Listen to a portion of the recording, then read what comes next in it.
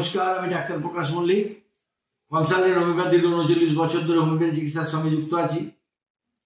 আজকে একটা বিষয় নিয়ে কথা বলবো, সেটা হচ্ছে হাইড্রোসেফেলাস। হাইড্রো মানে জল, আর সেফেলাস মানে ব্রেনে জল জমে যাওয়া। এরকম আমি ইদানিং আমার 5টা পেশেন্ট আমি পেলাম 1 সপ্তাহের মধ্যে। সেই জন্যই আমি এই ব্যাপারে ভিডিও করার জন্য উদ্বুদ্ধ হলাম।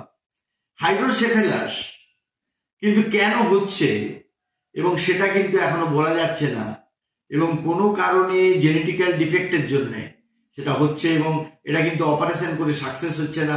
কারণ আমার কাছে এমন একটা পেশেন্ট এসছে, তার সেই পাইপ দিয়ে তার পেচ্ছাপের সঙ্গে ওই জলটা বের করার ব্যবস্থা করেছে, 3 বার অপারেশন করেছে, তাতেও তার এটা সম্ভব হয়নি। কিন্তু আমাদের ওষুধ খাওয়ার পরে তার কিন্তু আর জলটা জমছে না, এটা একটা ভালো লক্ষণ। তবে এক্ষেত্রে যে তাড়াতাড়ি সাকসেস আছে তা বলবো না, দীর্ঘ প্রক্রিয়া। এবং এই জন্য বলবো যে যখন আপনার বাচ্চা গর্ভে আসছে, তখন গর্ভাবস্থায় তার ফ্লুইড নিয়ে পরীক্ষা করলে বাচ্চার অবস্থা দেখে আপনি যদি সিদ্ধান্ত নিতে পারেন, তাহলে সেই রকম বাচ্চার জন্ম হওয়ার সম্ভাবনা কমে যাবে। আসলে এগুলো এত জটিল রোগ যে বাবা মার হয়েছে, তাদের সঙ্গে আমি সমবাদী হয়ে বলছি যে হাইড্রোসেফালাসের কিন্তু হোমিওপ্যাথি চিকিৎসা আছে। আমি আমাদের স্বর্গীয় প্রখ্যাত হোমিওপ্যাথি চিকিৎসক ভোলানাথ চক্রবর্তী শিখেছিলাম হেলিক্স বলে একটা ওষুধ, সাইপেডিয়াম বলে ওষুধ।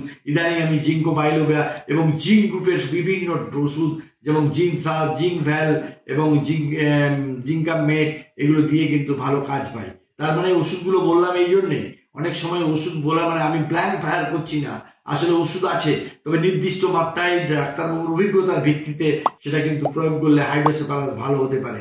এই হাইড্রোসেফালাস হচ্ছে তার মাথাটা বড় হয়ে যায়, কিন্তু যখন একটু বড় থাকে, অনেকে বলে এটা বিদ্যাসাগরী মাথা, অনেক বুদ্ধি আছে, কিন্তু সেই ব্যাপারে স্ক্যান করে দেখে নেওয়া উচিত এবং এর সঙ্গে পরীক্ষা নিরীক্ষা করা উচিত। আর হোমিওপ্যাথি চিকিৎসাও কিন্তু এখানে আপনাকে একটা বিরাট মানে সুবিধা দিতে পারে এবং সুস্থ করে তুলতে পারে।